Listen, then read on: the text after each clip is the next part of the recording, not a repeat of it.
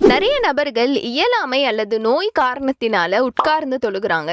அப்படி உட்கார்ந்து தொழும்போது அவங்க தலையணையின் மீதோ இல்ல வேற ஏதாவது ஒரு பொருள் மீது சஜிதா செய்றாங்க. இது கூடுமா அப்படிங்கிறத பத்தி நம்ம தெரிஞ்சுக்கலாம். முதல்ல இவ்வாறு அமர்ந்து தொழுகக்கூடிய நபர்கள் தலையணை அல்லது வேற ஏதாவது பொருள் மீது சஜிதா செய்யறது மார்க்கம் கூறாத ஒரு விஷயம். இதை நம்ம செய்யவே கூடாது. இதை குறித்த ஒரு நிகழ்வு, நபி ஸல்லல்லாஹு அலைஹி வஸல்லம் அவங்க ஒரு நோயாளியை நலம் விசாரிக்கலாம் அப்படின்னு சொல்லி போறாங்க.